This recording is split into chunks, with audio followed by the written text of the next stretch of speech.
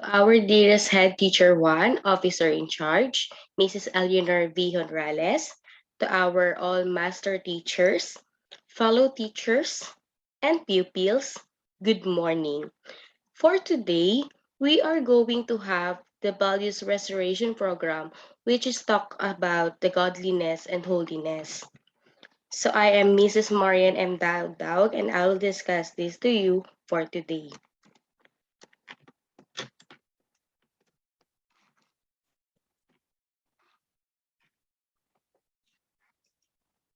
What is godliness and holiness? The divine qualities of godliness and holiness are to be seen in us by others as we serve and follow Christ. And to follow Him means to express union or likeness to Him in service. Holiness signifies separation to God as well as the resultant state of being so separated. Godliness is doing that which is well pleasing to God. So we do well to realize that we serve and worship our Lord Jesus Christ by following Him, by imitating Him, by liking Him in godliness and holiness. So when we say godliness and holiness, according to the book of Hebrews, chapter 12, verse 14, it says that make every effort to live in peace with everyone and to be holy. Without holiness, no one will see the Lord. Holiness refers to the condition of something or someone that is set apart as sacred, consecrated, or dedicated. So we can say that holiness refers to our being, of our character, while godliness refers to our doing and it talks about our behavior. But we would distort the whole truth if we emphasize holiness as only being and not by doing.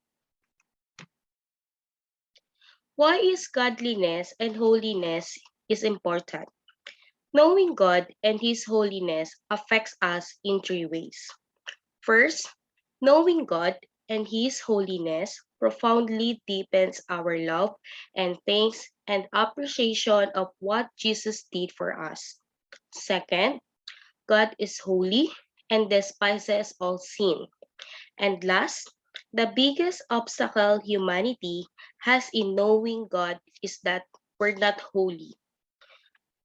So according to this slide, every day you sense the need, desire, and a habit to seek the Lord because you love Him and appreciate Him for all He has done, right?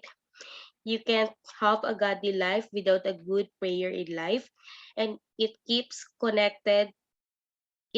us or you that is so much connecting to God. And whatever you accomplish, you have to accomplish on your knees.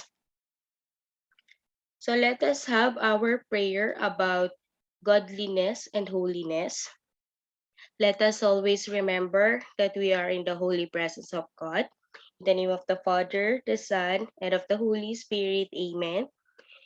Dear Heavenly Father, you are a holy God, and I desire to be holy too. Set apart unto you, and living my life in a manner that is worthy of you and pleasing to you. Search my heart, I pray, and if there is any cherished sin lurking with it, I ask that you would search it out and destroy it. For I know that only the one that has clean hands and a pure heart may stand in your presence. Purify my heart, cleanse my inner thoughts, and examine the very motives behind my acts and attitudes, for I desire to live in holiness of heart. If there is anything that is displeasing to you in my life, I ask that in your grace you would root it out so that I may live in godly holiness all the days of my life, clothed in Christ's righteousness, separated unto you, and walking in godly love. This I ask in Jesus' name. Mother Mary, Mother of God, pray for us. Amen. In the name of the Father, the Son, the Holy Spirit. Amen.